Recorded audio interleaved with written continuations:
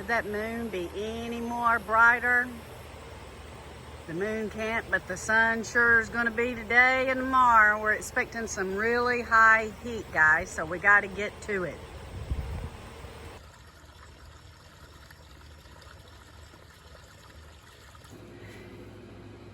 Good morning, everyone. Jill here with North Texas Vegetable Gardening, canning recipes, a little bit of everything. So my next run in the Harvest Right freeze dryer is going to be potato salad, mashed potatoes, and scalloped potatoes, or just the scallop style potatoes. So it's going to be a potato run. So what I did this morning is I got up and I put all my potatoes in two big pots and I boiled them. Now I choose to boil mine with skin on and then go ahead and peel them afterwards. It's much easier for me. Skins come off much easier, so that's what I've done. So I'm going to start first with my mashed potatoes. I'm not adding butter. I'm adding just a little bit of cream cheese and a little bit of salt and pepper and milk, and that's what's going to make up my mashed potato recipe going into the freeze dryer. Next, I'll tell you about my potato salad recipe. Okay, so I have one tray of mashed taters. So I'm going to put this in I'm going to cover it and put it in the fridge while I make my potato salad. So here in Texas, we make our potato salad Southern style. The only thing that's different is I can't add mayonnaise for the freeze drying process because it has too much oil. So we're using cream cheese. So far I've added a little over 1 block.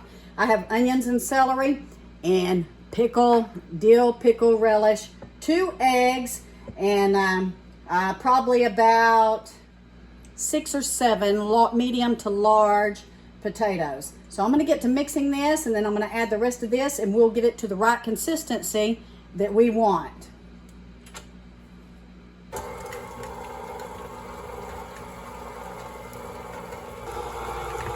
So we have it mixing up. I want to maintain it as a chunky consistency, but not too chunky that it doesn't freeze dry well. It's looking pretty good. Let's give it a taste here because I want to taste it before I go to all this trouble to freeze dry. You know what, guys? You cannot tell any difference that there's not mayonnaise in this. It is really, really good. Wow, guys, that was perfect. I filled up now 1 tray of potato salad, so I have a full tray of mashed potatoes. And here's my potato salad. I'm going to cover this and put it in the fridge while I blanch my scalloped style potatoes. Okay, so I have about 5 or 6 extremely large potatoes sliced, probably about a little over 1/8 of an inch. And I have my water boiling because we're going to blanch these. If you don't blanch potatoes before you do this process, they turn gray and kind of ugly. I'm not sure it affects the taste, but I don't want ugly food. What about y'all? So I'm blanching these for about 3 minutes, and I have my ice water over there ready to cool them down, and then we'll put them on the tray. All right, guys, they're cooling down. While they're cooling down, I'm going to go do the pre-freeze on the Harvest dryer. And she's off. Okay, guys, we got 3 trays of scalloped. Now for the mashed potatoes and the potato salad. So here go the mashed potatoes.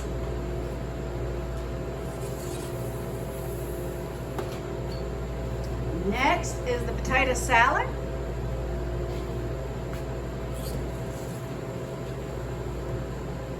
Close them up.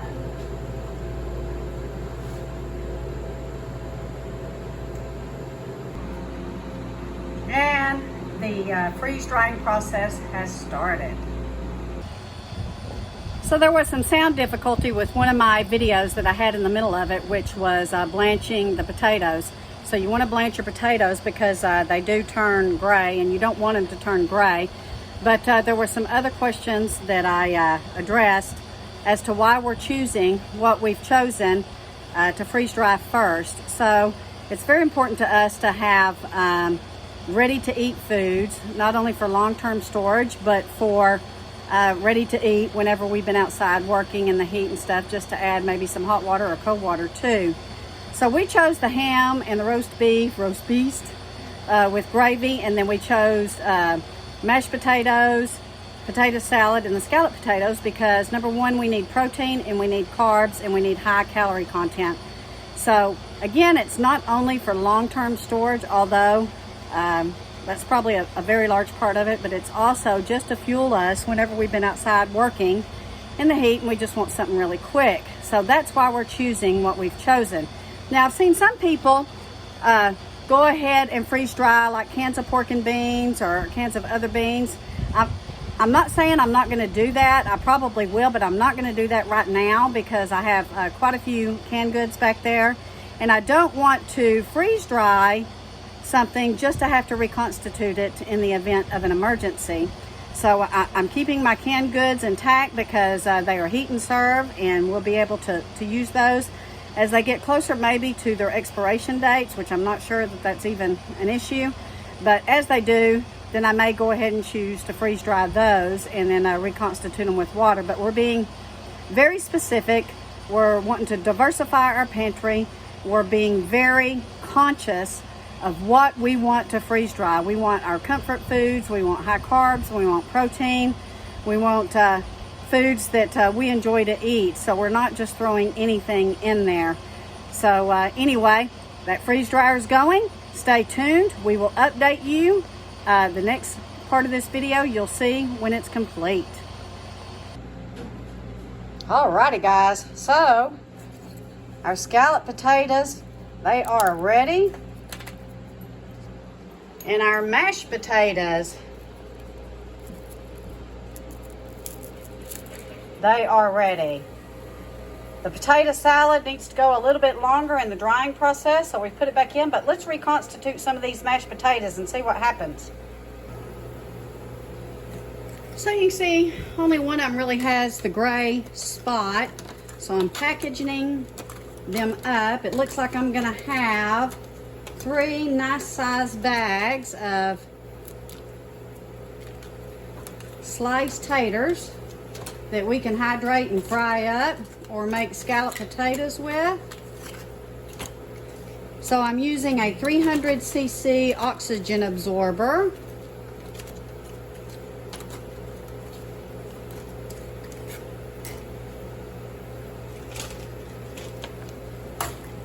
See, it's pretty good sized bag. And now I'm gonna seal it up. So I want to make sure that these are sealed up. Sure there's no gaps. And it looks really good. So I like my mashed taters hot. I'm going to add just a little bit of hot water. Woo, look at there. Gonna need to add a little bit more.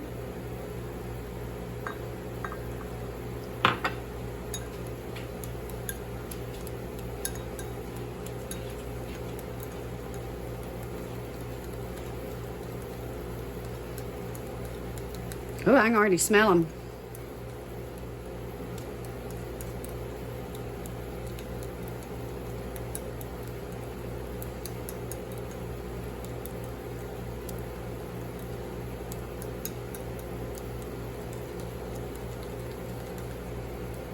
Add a little cheese or sour cream to them if you want.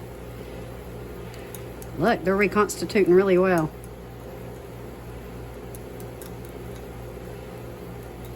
Oh yeah. So now let's give them a taste.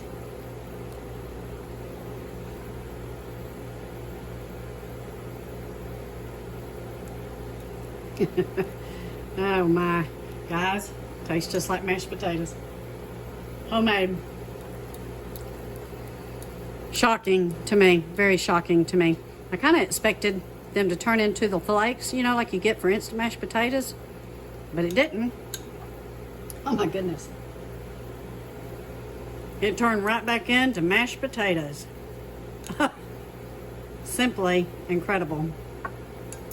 So guys, I've got the potato salad back in the freeze dryer. We got it on for another 2 to 3 hours, so stay tuned. While we're waiting on those potato salad for the potato salad, let's see how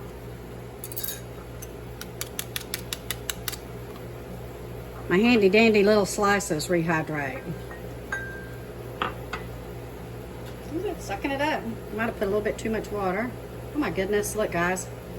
It's returning to its original texture, its original state. Look at it sucking up right here.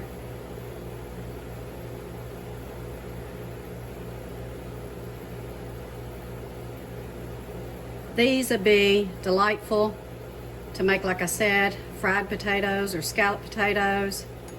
Look at that. This is really not any different, guys, look. This is not any different than the scalloped potatoes that you get boxed. Excuse my fingernails, I've been digging in the dirt. But anyway, quite impressed. Okay guys, it's the time we all been waiting for. Let's check it out. All right guys, so you can see here it's very crumbly. So we're gonna I'm adding cold water because I like my potato salad cold. Now we did go ahead and put it back in the freeze dryer. The edges were dried out, but the middle still needed a little bit more time, so we put it in there for another hour or two. We wanna make sure and get our stuff nicely packed and make sure it's going to last. So we're rehydrating this with some cold water.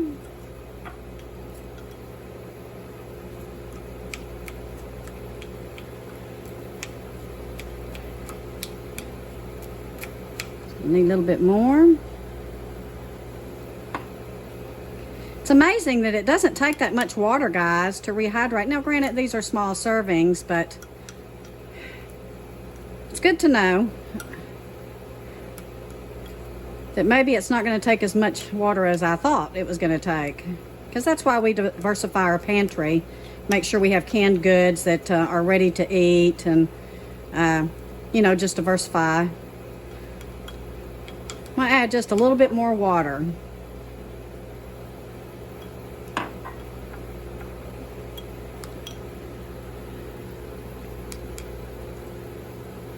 See, the consistency is what I wanted. I wanted to keep some of the potato chunks.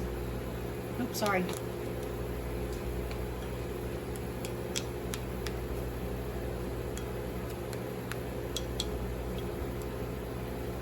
Maybe a little bit more. It's looking a little dry.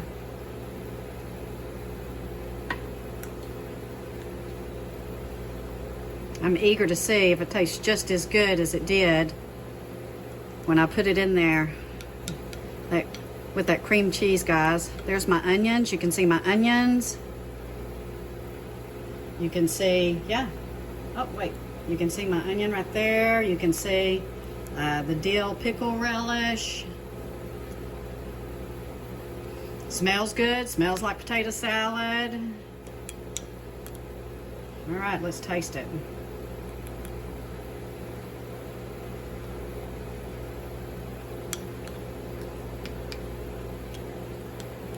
Not bad. The flavor's there. The consistency is different. It's not bad.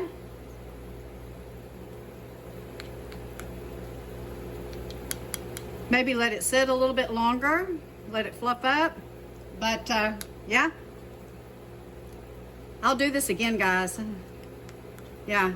I think once you add water to it, if you go ahead and put it in the refrigerator like you do regular potato salad. Oh, and I meant to tell you guys, I did add mustard to it. Sorry. A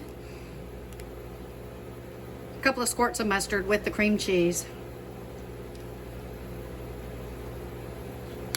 So the texture is different, but it's certainly doable. It tastes perfect, just like potato salad. I think if we let it hydrate a little bit more, or maybe pop in the fridge, it'll probably come together but we'll do that when we eat it and see and update you. But I don't know, guys. What do you think? So leave your comments below and let me know your thoughts. I know we all been waiting to see if we could do this, and yes, it can be done, and it's not bad at all. Maybe a little bit chunkier potatoes might have been in order, but again, it tastes just fine. And let me tell you something, in a quick hurry or in an emergency, I would eat this in a heartbeat and enjoy every bite of it because it does have a very good flavor. So that's the wrap. It was Potato Weekend, guys. Appreciate each and every one of you. Let me get a bite. Yeah, it's good. We've done lots of videos this weekend, trying to stay in touch with you guys. Getting ready for work tomorrow. Gonna go bed down, watch a little bit of TV, maybe read my Bible some, and just kind of veg out and spend some time with the Lord. So thank you all very much. Take care. God bless, and I will see you in a couple of days. Thumbs up on the potatoes.